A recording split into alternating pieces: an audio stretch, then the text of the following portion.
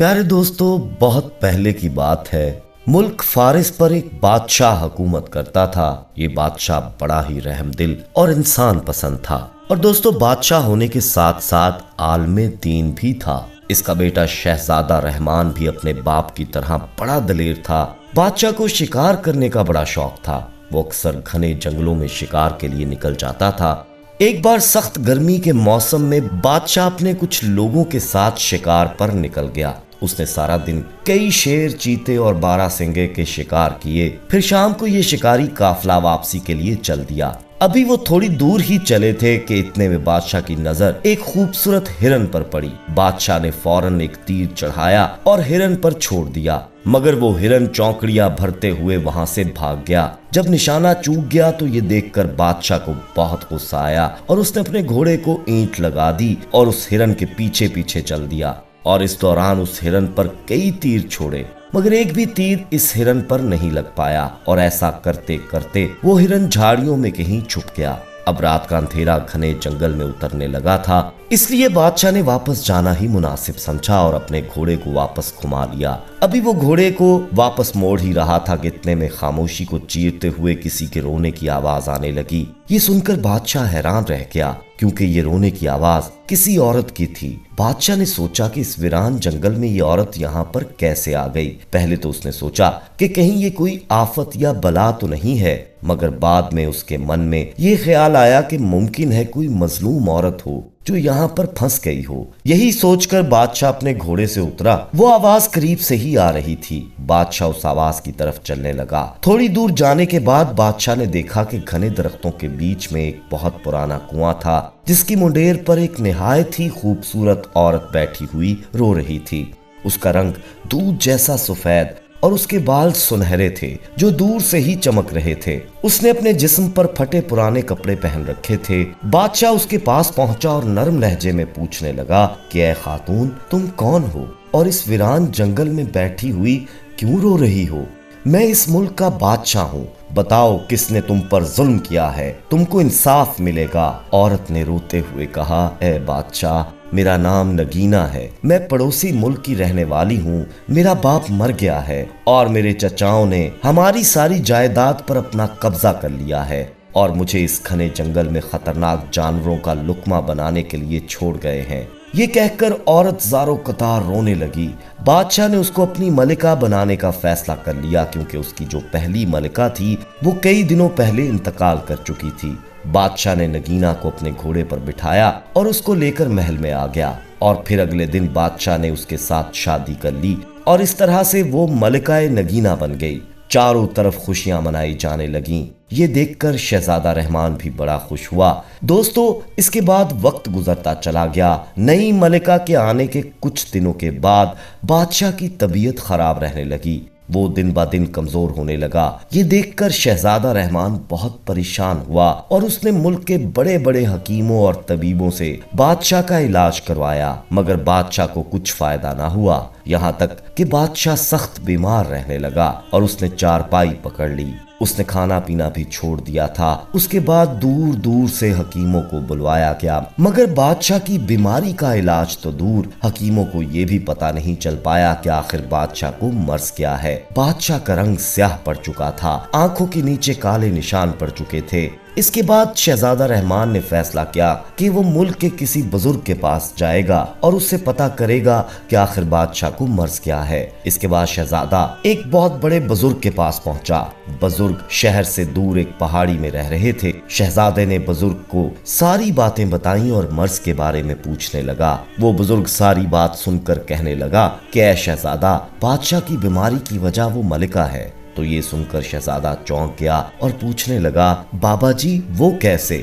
تو بابا جی کہنے لگے کہ میرے حساب میں آ رہا ہے کہ وہ ملکہ اصل میں ایک انسان نہیں، بلکہ وہ انسان کی شکل میں ایک بہت ہی خطرناک اور زہریلی ناگن ہے۔ سنو، جب کوئی سانپ 500 سال کی عمر کو پہنچ جاتا ہے اور ان 500 سالوں میں اس سانپ پر اگر کسی انسان کی نظر نہ پڑتی ہے تو پھر اس سانپ کو یہ خاص طاقت مل جاتی ہے کہ وہ جب چاہے کسی انسان یا کسی جانور کا روپ دھار سکتا ہے۔ ملکہ بھی ایک ایسی ہی ناگن ہے جس کو روپ بدلنے کی یہ خاص طاقت مل چکی ہے۔ अब वो इंसानी शक्ल में बादशाह के जिस्म में थोड़ा थोड़ा करके जहर पहुंचा रही है। दोस्तों, ये सुनकर शहजादे ने कहा, मगर बाबा जी, एक बात समझ में नहीं आ रही है कि इस नागिन को बादशाह सलामत के साथ क्या दुश्मनी है, वो इनको क्यों मारना चाहती है। इसके बाद बाबा जी ने कुछ देर सोचा और कहने लगे कि शहजादे, वो आज से 10 साल पहले बादशाह ने जंगल में एक नाग को मार दिया था और वो काला नाग इस नागन का भाई था। बस इसी का ये नागन बदला ले रही है।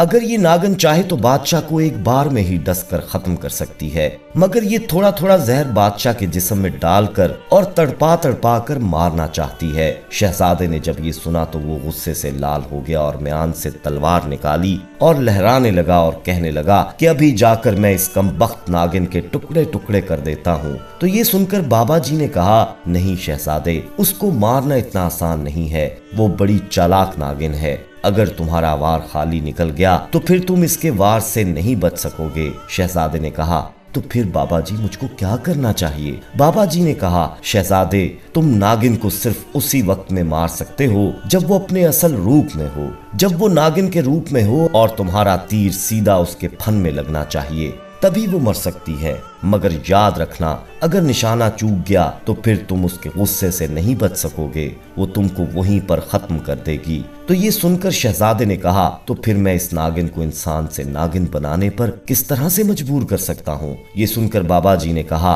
शहजादे, इसका हल भी मेरे पास मौजूद है। मैं तुम्हें एक खास दवाई की पुड़िया देता हूँ। आज रात खाना खाते वक्त होशियारी से इस दवा को पानी में मिलाकर मलिका को पिला देना और बादशाह के ख्वाबगाह में मौजूद पानी की सुराही को खाली कर देना। फिर ख्वाबगाह के दरवाजे पर एक ताला लगा देना। इस दवाई के असर से आधी रात के वक्त मलिका को जोर की प्यास लगेगी और फिर उसके बाद में जो होगा वो तुम अपनी आंखों से देख लेना। मगर एक बात को ध्यान से सुन लेना, ये काम बड़ी होशियारी के साथ करना। मलिका को बिल्कुल भी इसके बारे में शक नहीं होना चाहिए। शहजादे ने कहा, बाबा जी, ऐसा ही होगा। और फिर शहजादा वो दवाई लेकर अपने महल में आ गया। दोस्तों, इसके बाद रात का वक्त हुआ। शहजादे ने बड़ी होशियारी से वो दवाई मलिका के पानी के गिलास में डाल दी। मलिका को कुछ मालूम ना हो पाया और वो इस पानी को पी गई। इसके बाद शहजादा सीधा ख्वाबगाह में गया और जाकर सुराही का सारा पानी बहा दिया। इस काम को करने के बाद शहजादा ख्वाबगाह के सामने वाले कमरे में जाकर छुप गया। कुछ ही देर के बाद मलिका ख्वाबगाह में पहुंच गई। शहजादे ने फौरन ख्वाबगाह के बाहर एक ताला लगा दिया और खुद एक तीर और कमान लेकर एक रोशनदान में बैठ गया। फिर मलिका बादशाह के बिस्तर पर जाकर सो गई। आधी रात का वक्त हुआ कि मलिका को तेज प्यास महसूस हुई। वो अपने बिस्तर से उठी और सीधी पानी की सुराही के पास गई तो शहजादा पहले ही खाली कर चुका था, जिसको शहजादा पहले ही खाली कर चुका था। फिर मलिका दरवाजे की तरफ गई तो देखा कि दरवाजा भी बाहर से बंद था। शहजादा रोशनदान में बैठा ये सब कुछ देख रहा था। उस दवाई के असर से मलिका को जोरदार प्यास लग चुकी थी। मलिका ये देखकर परेशान हो गई कि वो अब अपनी प्यास किस तरह बुझाए। दोस्तों, उस ख्वाबगाह में एक छोटी सी नाली थी जो बाहर की ओर जा रही थी। ये खाली नाली गंदे पानी की निकासी के लिए बनाई गई थी। मलिका ने फैसला किया कि वो नागिन बनकर इस नाली के रास्ते से बाहर जाकर अपनी प्यास बुझाएगी। फिर मलिका ने बादशाह की तरफ देखा जो गहरी नींद में सो रहा था। ये देखने के बाद मलिका ने एक फनकार लगाई और देखते ही देखते वो खतरनाक नागिन बन चुकी थी। शहजादा ये मंजर देखकर कांप गया और सोचने लगा कि बाबा जी ने सच ही कहा था। नागिन की बड़ी बड़ी आंखें चमक रही थीं और फिर वो बल खाती हुई नाली के रास्ते से बाहर निकल गई। शहजादे को वक्त ही नहीं मिल सका कि वो तीर चला सकता। फिर वो रोशनदान से नीचे उतरा और वो बाग में पहुंच गया। उसे यकीन हो गया था कि नागिन बाग के पास वाले तालाब पर अपनी प्यास बुझाने गई है। चांदनी रात थी, सब कुछ साफ साफ नजर आ रहा था। शहजादे ने देखा कि नागिन उसी तालाब में पानी पी रही है। पानी पीने के बाद वो घास पर लहराने लगी। फिर वो दूसरी तरफ चल दी। उसका रुख ख्वाबगाह की तरफ नहीं था, बल्कि वो महल से बाहर जाने वाले रास्ते की तरफ जाने लगी। शहजादा उसके पीछे पीछे चलने लगा। चलते चलते मलिका घने जंगल में पहुंच गई और एक बड़े से गार के बाहर रुककर उसने एक जोरदार फनकार मारी।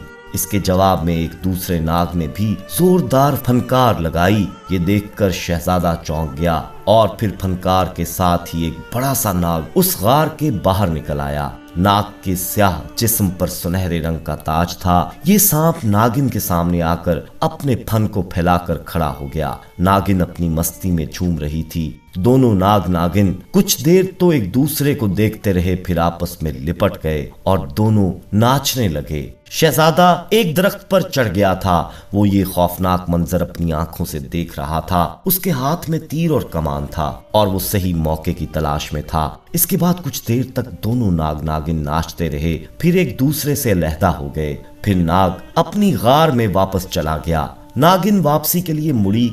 यही वो लम्हा था जिसकी शहजादे को तलाश थी। नागिन का फैला हुआ सर उसके सामने था। शहजादे ने अल्लाह का नाम लेकर एक तीर छोड़ दिया। तीर नागिन के फन पर लगा और नागिन झटके से नीचे गिर गई। अब नागिन दर्द भरे अंदाज में बल खाने लगी। बल खाते खाते नागिन ने इंसानी रूप में आने की कोशिश की। अभी उसका ऊपर का आधा हिस्सा ही इंसानी हुआ था कि इतने में उसकी जान निकल गई और वो मर गई। और इधर नागिन की दर्द भरी फनकार सुनकर नाग अपने गार से फनकारता हुआ बाहर निकला। उसके मुंह से शोले निकल रहे थे। शहजादे ने कमान पर तीर चढ़ाया और छोड़ दिया। तीर जाकर नाग के दाईं आंख पर लगा और फिर शहजादे ने दूसरा तीर छोड़ा। वो जाकर नाग की बाईं आंख पर लगा। शीशनाग अंधा हो चुका था और वो फंकारता हुआ दरख्तों और पत्थरों से टकराने लगा। फिर शहजादे ने तीर मार मार कर शीशनाग को भी वहीं मार दिया। शहजादे ने देखा कि आधी इंसानी रूप में और आधी नागिन के रूप में वो मलिका मरी पड़ी थी और वहीं पास में वो शीशनाग भी मरा पड़ा था। फिर शहजादे ने एक खंजर मारकर उस शीशनाग की नागमणि बाहर निकाल ली। दोस्तों, शीशनाग की मणि एक हीरे की तरह चमकदार होती है और इसमें ये खासियत होती है कि वो जहर को चूस लेती है। इसके बाद शहजादे ने नागमणि को अपनी जेब में रखा और इस मरी हुई नागिन को अपने कंधों पर उठाया और महल की तरफ चल दिया। महल के सारे लोग ये देखकर चौंक गए कि मलिका का आधा जिस्म इंसानी है और आधा जिस्म नागिन का है। शहजादा इस नागिन को लेकर सीधा बादशाह की ख्वाबगाह में गया। शहजादे ने बादशाह को इस नागिन की पूरी कहानी सुना दी। ये सुनकर बादशाह भी डर के मारे कांपने लगा